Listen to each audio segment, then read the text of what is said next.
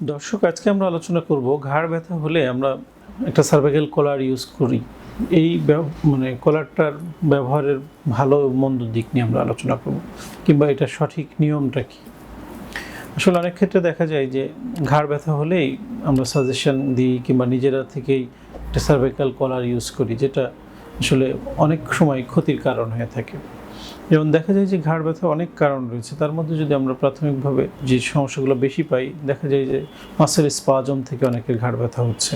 যে আমাদের বর্তমান সময়ে আমাদের যে কাজের ধরন, অনেক সময় সামনের দিকে ঝুঁকে অনেকক্ষণ কাজ করা পড়ে, কম্পিউটারে কিংবা ল্যাপটপে, ডেস্কটপে, মোবাইলে, কিংবা আমরা খাতায় লেখালেখি, এই যে প্রত্যেকটা কাজের সাথেই আমাদের ঘাড়ের যে সম্পর্ক, অনেক সময় ঝুঁকে কাজ করছে, যার ফলে আমাদের ঘাড়ের যে সারাউন্ডিং মাংসপেশি, লিগামেন্টগুলো টাইটনেস ডেভেলপ করছে, একটা সময় যে ফ্যাটিক হয়ে যায়, এই ধরনের ব্যথা হচ্ছে। তো এই মাসল স্পাজম জনিত যে ব্যথাগুলো, সেক্ষেত্রে যদি আমরা সার্ভাইকাল কলার ইউজ করি, বরং দেখা যায় যে তার সমস্যাটা আরও বেড়ে যায়, মাসলগুলো আরও উইক হয়ে যায়, তখন তার সমস্যাটা আরও খারাপের দিকে যায়।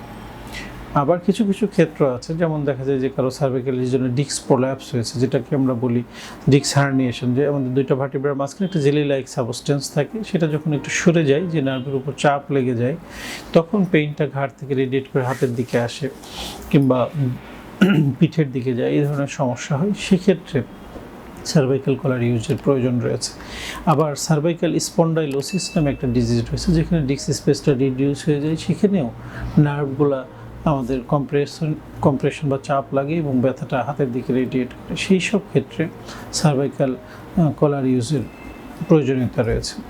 এখন এই প্রয়োজনীয়তাটা কখন? মূলত দেখা যায়, আমরা বলি যখন আপনি জার্নি করবেন, গাড়িতে চড়বেন, রিক্সায় চড়বেন, ঝাঁকি লাগবে, সেই সময়গুলোতে আপনি ব্যবহার করবেন।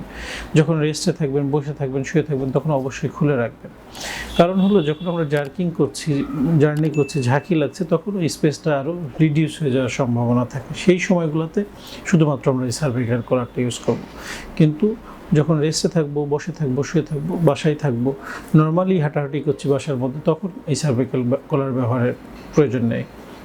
আমরা অনেক সময় পাই যে রোগীরা যেটা ব্যবহার করলে ভালো লাগে, মনে করে উনি বাসায় যখন থাকেন কন্টিনিউয়াস ব্যবহার করছে, যার ফলে ঘাড়ের যে মাংসপেশি, সারাউন্ডিং লিগামেন্টসগুলো আরও উইকনেস ডেভেলপ করে। তখন দেখা যায় যে তার যে ডিস্ক হার্নিয়েশন হয়েছে, ওটা আরও পিছনের দিকে সরে যেতে পারে। কিংবা আমরা যখন তার ট্রিটমেন্টের পাশাপাশি কিছু মাসেল স্ট্রেংথেনিং এক্সারসাইজ করার কথা বলি, যে ডিস্কটাকে পূর্বের জায়গায় ফিরিয়ে নিয়ে এসে আবার যদি পিছনে সরে যায়, তাহলে তো সমাধান হলো না। এই সারাউন্ডিং মাংসপেশি, লিগামেন্টগুলো যদি শক্তিশালী করা যায়, সেক্ষেত্রে তার ওই ডিস্কটা যেন রিকারেন্টলি সরে না যায়, সেই ট্রিটমেন্টটা যখন করা হয়, তখন কন্টিনিউয়াস এই সার্ভাইকাল কলার ব্যবহার করাতে বরং আরও মাসলগুলো উইক হয়ে যায়। এই জন্য নিয়ম হলো, আপনি যে চিকিৎসকের অধীনে চিকিৎসা নিচ্ছেন, তার পরামর্শ অনুযায়ী এই সার্ভাইকাল কলারটা ইউজ করবেন, এবং অপ্রয়োজনীয় সার্ভাইকাল কলার ইউজ করলে বরং আপনার উপকারের থেকে ক্ষতি হতে পারে। তো ধন্যবাদ সবাইকে।